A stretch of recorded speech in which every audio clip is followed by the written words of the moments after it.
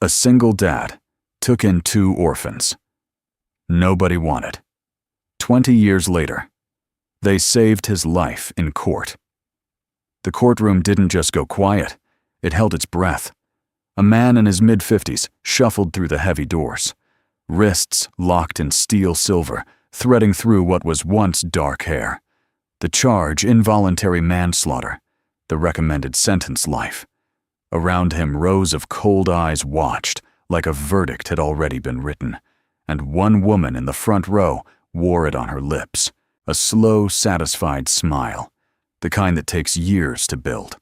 No high-powered attorney, no character witnesses, nothing standing between Thomas Calloway and the rest of his life behind bars.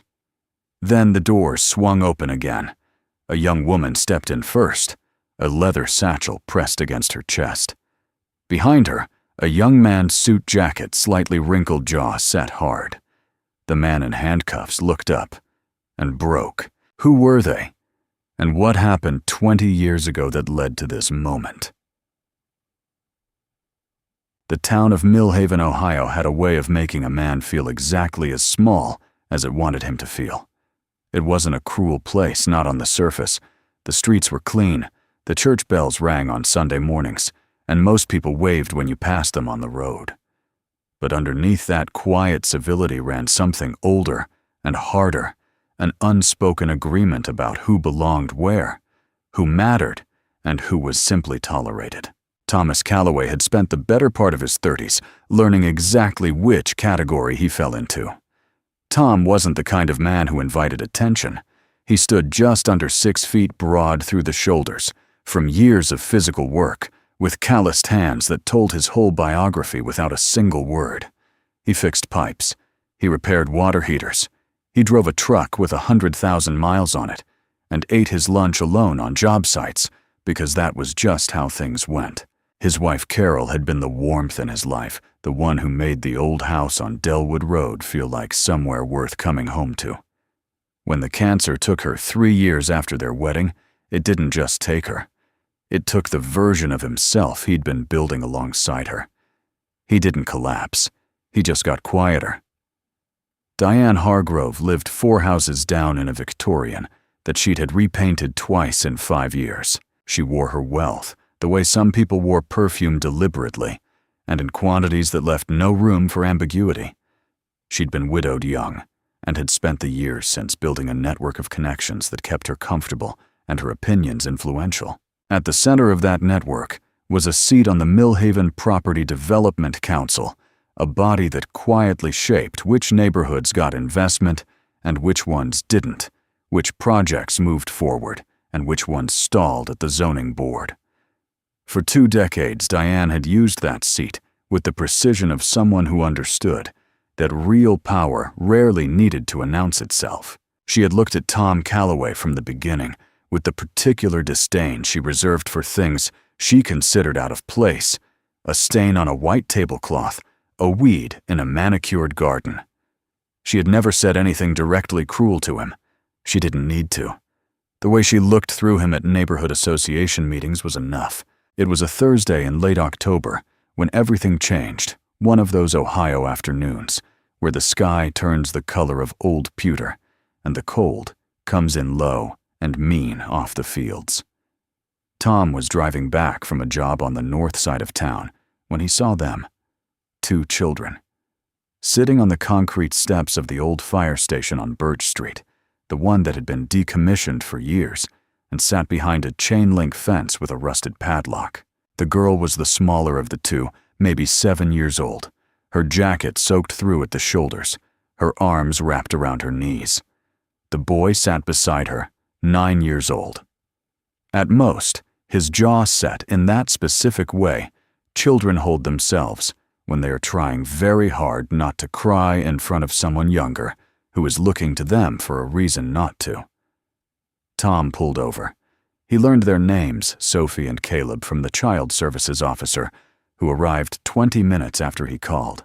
He learned the rest from the officer's clipped, practiced summary their parents had died 2 days earlier in a highway collision outside of Columbus. Extended family on both sides had been contacted. No one was in a position to take them.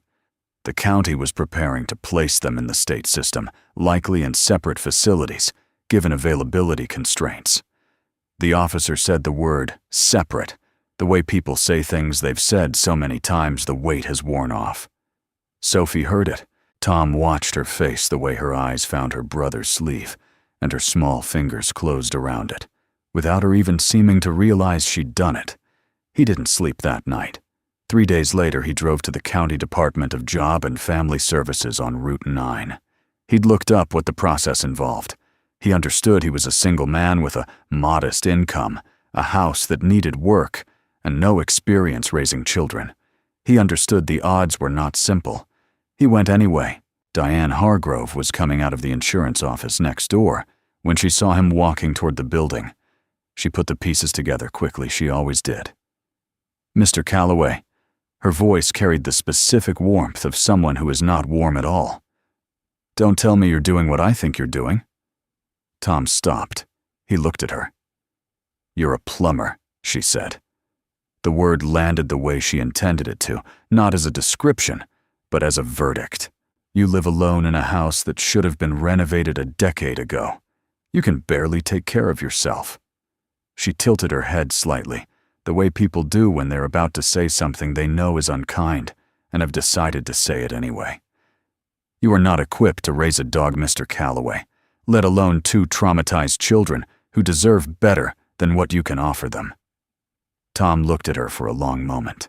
The wind moved through the parking lot and rattled a plastic bag against the curb. He didn't argue. He didn't explain himself. Didn't tell her she was wrong. Didn't reach for any of the things a man might reach for when someone has just compressed his entire worth into a single dismissive sentence. There was nothing to say to Diane Hargrove that she would have heard. He turned and walked through the door. The intake process took most of the afternoon. There was paperwork, a preliminary interview, a review of his financials, a home inspection scheduled for the following week. The caseworker, a tired woman named Beverly, who had seen every version of this conversation, looked at him over her reading glasses at one point and said, "You understand, this is a long-term commitment. These aren't temporary placements." "I know what I'm signing," Tom said. He signed. When he walked back out into the parking lot, the sky had gone dark at the edges. He sat in his truck for a moment, his hands on the wheel staring at the building's glass door. He thought about Carol. He thought about the girl's fingers closing around her brother's sleeve. Then he started the engine and drove home to start clearing out the spare room. The spare room had been Carol's sewing room. Tom cleared it out in one evening, folded what was left of her things into 2 boxes, and set them carefully on the shelf in his own closet. He built a second bed frame from lumber he had left over from a deck job, sanded it smooth, and painted the walls a plain off-white, because he didn't know what colors children preferred and didn't want to guess wrong. He put up 2 small shelves. He left space for whatever they might bring with them, which turned out to be very little, 1 backpack each, a few clothes, a stuffed rabbit that Sophie carried, pressed under her arm and never spoke about directly. The first weeks were quiet in the way that new uncertain things are quiet. Not peaceful, just careful. Caleb ate everything on his plate and said thank you after every meal with the practiced politeness of a child who had learned early that gratitude was a form of self-protection. Sophie watched Tom constantly, not with fear, exactly, but with the focused attention of someone taking inventory. He understood in his own wordless way that they were both waiting for the shape of this new thing to reveal itself, waiting to find out what kind of arrangement this actually was. He didn't try to explain it to them. He just kept showing up. He started taking the early jobs, 6 in the morning, start so he could be back by 3 when school let out. He stopped buying the good coffee and switched to the store brand. He picked up a Friday night shift doing minor repairs for a property management company on the east side of town. Work he'd always turned down before because it ate into his weekends. His truck needed new brake pads that fall. He put it off for 2 months longer than he should have. None of that was the hard part. The hard part was Diane Hargrove. Within 6 weeks of Sophie and Caleb moving in, The first complaint arrived at the county office, an anonymous tip suggesting the children were living in substandard conditions. The caseworker Beverly came by unannounced on a Wednesday morning. Tom was in the kitchen at 6 when she knocked. He was making lunches, 2 sandwiches, one with the crusts cut off, because Sophie had quietly pushed them to the side of her plate twice, and Tom had noticed. Beverly stood in the doorway, clipboard in hand, and looked at the kitchen table, where 2 backpacks sat ready by the door, 2 thermoses of hot chocolate beside them. She looked at the lunches. She wrote something on her clipboard and said the children appeared to be in a stable environment. The complaints kept coming anyway, every few months a new one. Unsafe electrical, inadequate heating, once improbably a concern about the condition of the roof submitted in November when the roof had been repaired the previous spring. Tom never saw Diane Hargrove's name on any of the paperwork. He didn't need to. Beverly told him during one of her later visits that she'd received 7 separate inquiries about his household over the course of 3 years. She said it with a flatness that made clear she'd formed her own conclusions. The children are doing well, she told him, and the way she said it sounded less like an observation and more like a declaration. Caleb was 12 when a group of boys at school decided he was a useful target. It wasn't dramatic. Middle school cruelty rarely is. It was the kind of thing done in corridors and at lunch tables, a comment here and a snicker there, always just quiet enough that a teacher wouldn't turn around. The theme was consistent. No mother-father's a plumber lives in that old house on Delwood. The subtext was the same thing Diane Hargrove had said in a parking lot 5 years earlier, just translated into the language of 12-year-olds. Caleb came home that Tuesday and sat at the kitchen table without taking off his jacket. He didn't say anything. He was the kind of boy who processed things internally and completely, and Tom had learned not to push, but he'd also learned when something needed to be pulled. Tom set 2 glasses of water on the table and sat down across from him. "Something happened," Tom said.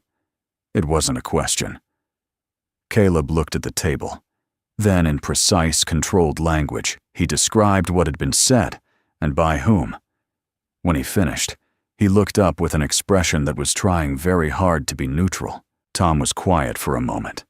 Then he told Caleb about the winter he was 26, a contractor named Briggs, who'd hired him for a 3-month job and paid him for 6 weeks of it. $1,200 withheld, just gone, because Briggs had decided Tom wasn't in a position to push back. "I didn't go after him," Tom said. "I went to the library. I read the Ohio labor statutes. I filed a wage complaint with the State Commerce Board." He picked up his glass. "Took 4 months, but I got every dollar back plus the filing fee reimbursed." Caleb looked at him. "You sued him? Through the proper channel?" "Yeah." There was a long beat of silence. Caleb looked back at the table, and something shifted in his face. Not resolution exactly, more like orientation, like a compass needle finding north. He didn't say much else that evening.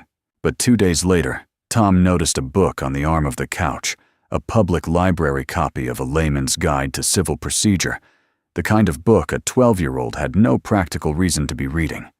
He didn't mention it. He just moved it carefully to the kitchen table where the light was better.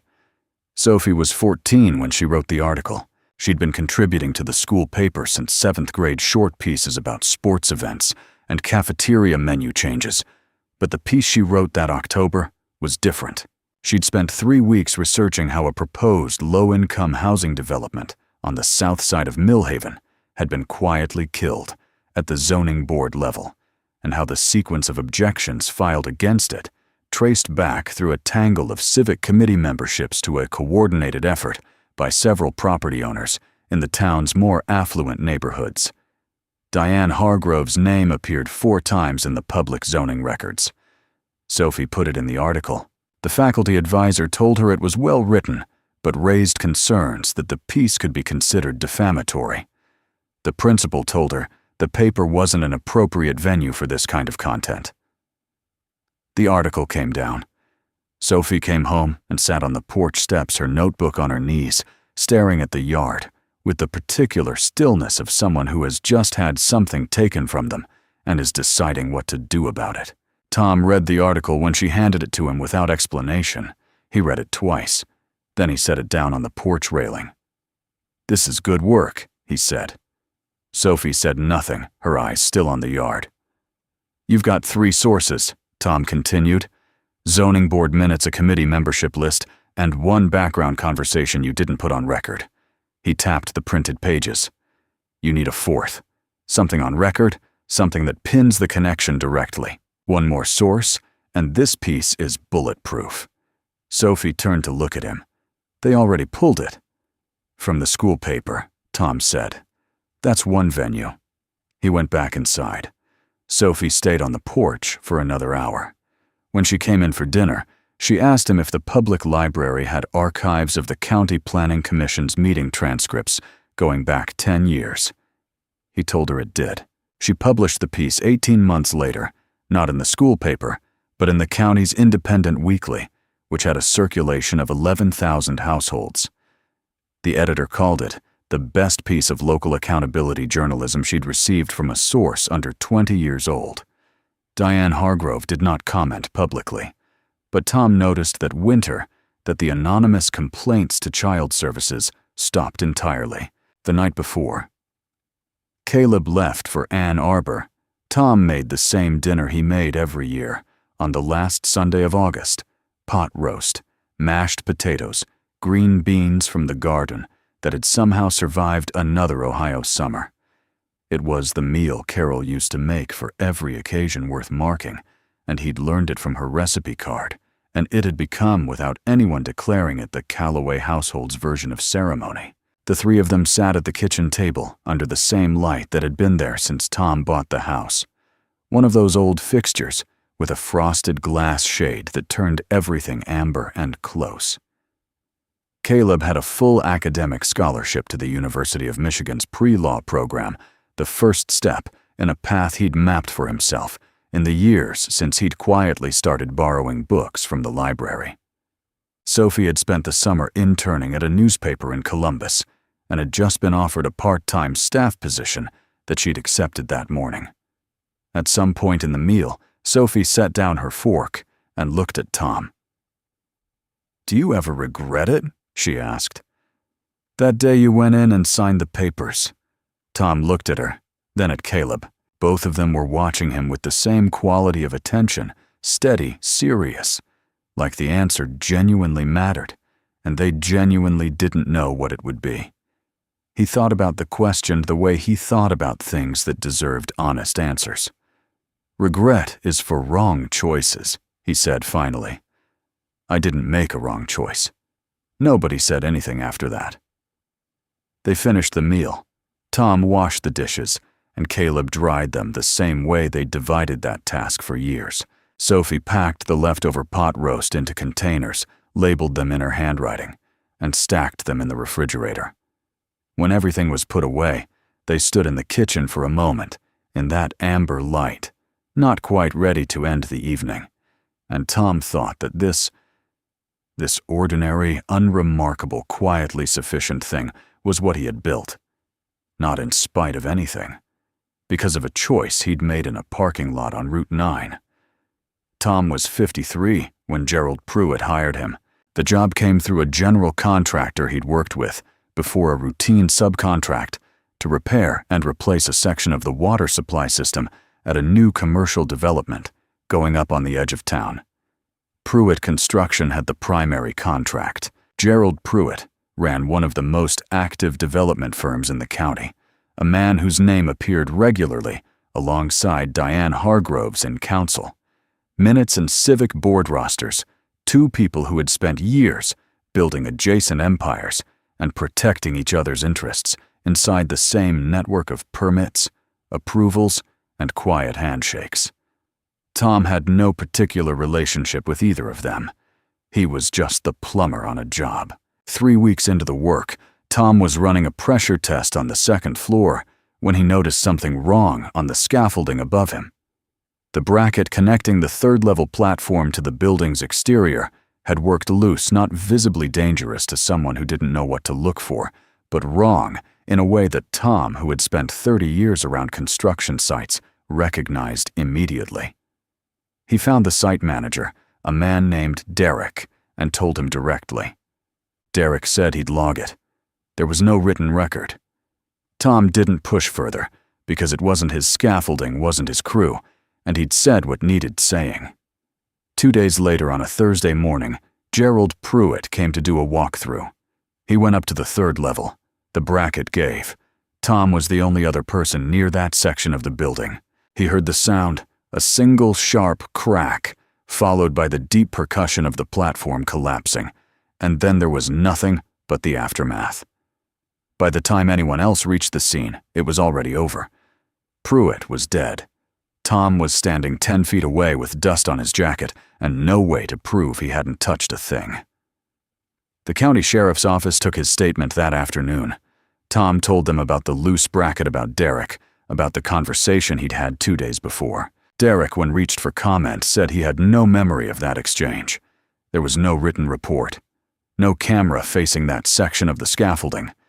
Just a dead man, a plumber with no alibi, and a town that had already heard from Diane Hargrove, who had called the Millhaven Gazette by 6 that evening, that Thomas Calloway had, in her words, always been a troubled presence in the community. By Friday morning, his name was in print. By the following Monday, he was in custody. The court-appointed attorney's name was Marcus Webb. He was not incompetent. He was simply overextended the way public defenders in small county systems always are carrying a caseload that left him 12 minutes of preparation for every hour he spent in court. He met with Tom 3 times before the preliminary hearing. The 3rd meeting lasted less than 20 minutes. Tom understood, without anyone saying it directly, that Marcus Webb was doing what he could with what he had, and that what he had was not enough. The preliminary hearing confirmed it. Webb missed the filing window for Tom's alibi documentation by 48 hours, a procedural error that the prosecution moved immediately to exploit, successfully blocking the submission of Tom's original statement about the loose bracket and his conversation with Derek. Without that statement in the official record, the scaffolding warning became a story Tom was telling rather than a fact the court had received. The distinction in legal terms was everything. The prosecution's case was built on 2 witnesses. Both men, one a former laborer who had briefly worked on the Pruitt site, the other, a regular at the diner 2 blocks from Tom's house, gave sworn statements, claiming they had heard Tom say, in the days before the accident, that he intended to make Gerald Pruitt regret crossing him. The statements were specific about the words. They were vague about the circumstances in ways that should have raised questions, but didn't, because Webb didn't catch the inconsistencies in time, and the preliminary judge moved through the docket at a pace that didn't invite extended scrutiny. The judge denied the appeal. Tom was remanded to county detention to await the full trial. His cell had a window the size of a textbook, set high in the concrete wall, angled so that it caught the sky, but not the ground. At night, if the light outside was right, he could see a thin strip of stars. He didn't sleep well. He thought about the house on Delwood Road, about the pot roast recipe written in Carol's handwriting on an index card still taped to the inside of the cabinet above the stove. He thought about a lot of things he couldn't do anything about from where he was sitting. On the wall beside the bunk, at some point during the 2nd week, he scratched 2 names into the paint with the corner of a metal button he'd worked loose from his jacket cuff. Not his own name. Theirs. Sophie had driven from Columbus the day after the arrest. Caleb had taken the first available flight from Detroit. They had sat across from him in the visitation room, Sophie with her notebook already open. Caleb with the focused, contained expression he'd carried since he was 9 years old, and sitting on a concrete step in the rain, and Tom had looked at both of them and felt something he couldn't quite name. Not hope, not yet.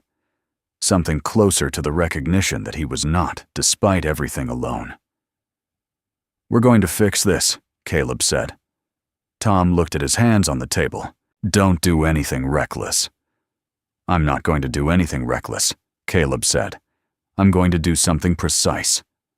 After his undergraduate pre-law degree at Michigan, Caleb had gone straight into law school, graduating 3 years later, near the top of his class.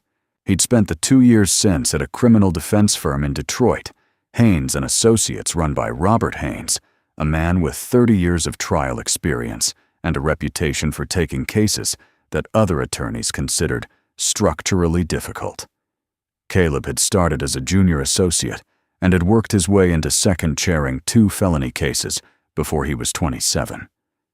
He called Haynes the evening of Tom's arrest. Haynes reviewed the preliminary record over the weekend and agreed to enter the case as lead counsel with Caleb as co-counsel, a formal arrangement that allowed Caleb to address the court directly while keeping Haynes's experience and licensure as the structural foundation of the defense. The motion to join was filed Monday morning. It was granted by Wednesday.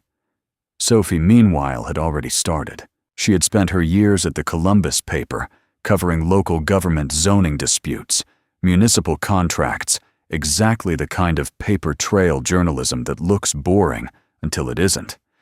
She knew how to find things that people had filed and then quietly hoped no one would look at. She started with the scaffolding. She requested the maintenance and inspection logs for the Pruitt construction site through a public records request and received, after a 6-day wait documentation, showing that the third-level scaffolding system had been flagged for inspection 4 weeks before the accident by the county safety officer, an inspection that had been scheduled postponed and never rescheduled. The postponement had been requested by the site's general contractor. The approval for the postponement had come from Gerald Pruitt's office directly. The scaffolding had been compromised before Tom ever set foot on that site. She kept going. She pulled Pruitt Construction's insurance filings from the previous 3 years and found 2 prior claims for equipment failures that had been settled quietly, both accompanied by non-disclosure agreements with former employees. She found a pattern. She documented it. The harder piece took longer. Sophie had suspected since the preliminary hearing that the 2 witnesses hadn't arrived at their statements independently. The specificity of the language, both men using the phrase, "make him regret crossing him," was too consistent to be coincidental. Identical phrasing from 2 unconnected sources doesn't happen organically. It gets written for them. She started with financial records she could access legally, public filings, property transactions, business registrations. Then she talked to people. She talked to the wife of the diner regular, who mentioned carefully and with evident discomfort that her husband had received a lump sum payment the previous month that he'd explained vaguely as a consulting fee. She talked to a former employee of a property management company connected to Diane Hargrove's holdings, who told her off the record that Hargrove had hosted a private meeting at her house 10 days after Pruitt's death, attended by, among others, the 2 men who would later become the prosecution's key witnesses. It wasn't enough on its own. Then Sophie found the messages. A source inside the county clerk's office, someone she'd built a relationship with over 2 years of covering local government, alerted her to a civil lawsuit that had been filed against one of Diane Hargrove's property management companies by a former business partner. The lawsuit was a matter of public record. Among the exhibits the plaintiff had submitted to establish a pattern of Hargrove's conduct was a set of text message records legally obtained through that civil discovery process and now part of the public court file. The messages were between Diane Hargrove and one of the 2 witnesses. They were dated across the 3 weeks following Pruitt's death. They were explicit about what was expected when it needed to happen and what would be provided in exchange. There was a follow-up message sent the day after the preliminary hearing that read, "Finally." Sophie printed everything, organized it chronologically, and drove to Millhaven. The trial opened on a Tuesday in March. The courtroom was fuller than county criminal proceedings usually were. Word had gotten around the way it always does in small towns, and a significant portion of those present had already formed opinions, shaped largely by what they'd read in the Gazette over the preceding months. Diane Hargrove sat in the front row of the gallery, composed and still in a dark coat with a single strand of pearls. Her own attorney sat beside her. Robert Haynes made the opening statement for the defense. He was calm and technical and precise, laying out in clear, plain language what the evidence would show, not an argument, just a map. Caleb sat at the defense table beside Tom, a legal pad in front of him, his handwriting already covering the top page in the small, dense script he'd developed somewhere between the library on Delwood Road and 2 years of casework in Detroit. Tom looked straight ahead. The prosecution's first witness was the site manager, Derek, who testified that he had no recollection of Tom reporting a problem with the scaffolding. Caleb cross-examined him. He didn't attack Derek's credibility directly. He asked methodically about the site's reporting protocol, about whether verbal-only reports were standard procedure or an exception, about how many verbal reports Derek received on an average workday, about whether he kept a log. Derek admitted there was no log. Caleb asked whether, given that absence, it was possible that a verbal report had been made and not retained in his memory. Derek said he supposed it was possible. Then Caleb introduced the county safety officer's flagged inspection report, the one showing the scaffolding had already been marked as a concern before Tom arrived, and asked Derek whether he had been aware of that flag at the time of the accident. Derek said he had not. Caleb asked who in the site's chain of command would have received that notification. Derek said it would have gone to the general contractor. Caleb sat down and let the jury consider what that meant for the credibility of everything Derek had just said. The 2 key witnesses took the stand on the second day. The first man gave his statement same language as the preliminary record, same phrasing, the same version of a conversation he claimed to have overheard at the diner. When Caleb stood for cross-examination, he put a single document on the screen, a bank statement legally obtained. He asked the witness to confirm his name and account number. He asked him to explain a deposit of $4,000 made 11 days after Gerald Pruitt's death, listed under the memo line as consulting. The witness said it was for legitimate work he'd done. Caleb asked him to name the company. The witness named a property management, LLC. Caleb put a second document on the screen, the LLC's registered ownership, which traced through 2 intermediary entities to Diane Hargrove's primary holding company. He asked the witness quietly and without theater whether he had ever personally performed consulting services for any company connected to Diane Hargrove before this payment. The witness said he didn't remember. Caleb let the answer sit in the air for a moment, then returned to his seat. The second witness was worse for the prosecution. His timeline had shifted slightly from the preliminary statement. The location of the alleged overheard conversation had moved from inside the diner to the parking lot outside, a discrepancy no one had caught at the preliminary stage, because Webb hadn't had the transcript cross-referenced in time. Caleb had. He walked the witness through the discrepancy, slowly, not accusingly, just incrementally, asking him to confirm each detail, then placing the 2 versions side by side on the screen for the jury to see. The witness grew visibly uncomfortable. He said his memory might be imperfect. Caleb said he understood and sat down. Sophie was called as a witness on the 3rd day. She took the stand in the same straightforward way she'd always done things, without performance, without visible nerves, just with the settled confidence of someone who had done the work and trusted it. She walked the court through her findings systematically, the maintenance logs, the postponed inspection, the prior insurance claims. Then she came to the messages. Haynes introduced them into evidence. Sophie explained how she had obtained them through a publicly filed exhibit in a civil lawsuit against one of Hargrove's companies, part of the open court record, and what they contained. She read 3 of them aloud at the court's request. The 3rd one. Finally, she read in the same flat, factual tone she'd used for everything else. The courtroom was very quiet. Diane Hargrove's attorney rose to object on 3 separate grounds. The judge overruled each one. Hargrove herself was called to the stand the following morning.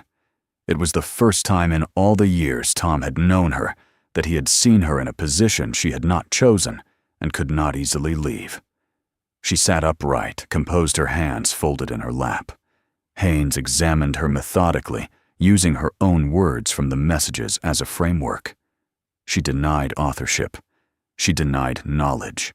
She denied the connection between her holding company and the LLC that had paid the witness. On that last point, Haynes put the ownership documentation back on the screen and asked her to explain specifically how the chain of registered agents did not ultimately lead to her primary holding company.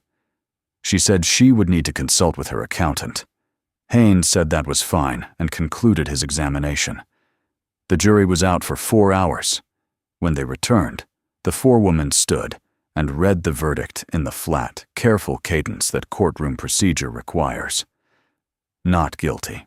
Tom heard it the way you hear something you've been bracing for so long that when it finally arrives, your body doesn't know immediately how to respond.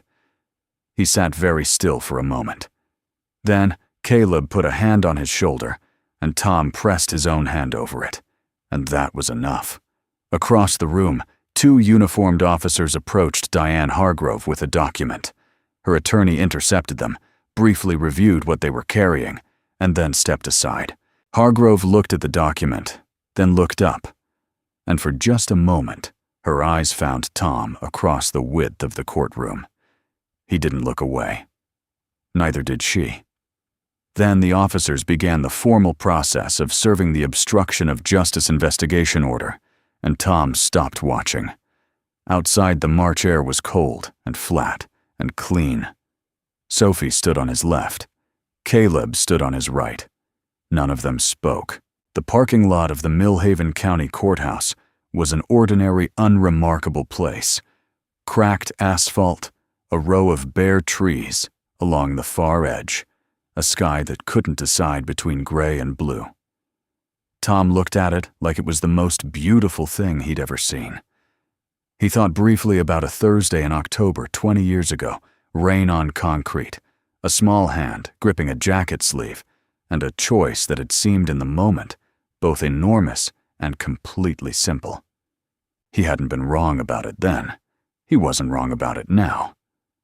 The 3 of them walked to the car together, and he put one hand briefly on each of their shoulders, the same gesture, the same weight, before they all got in and drove back toward Delwood Road.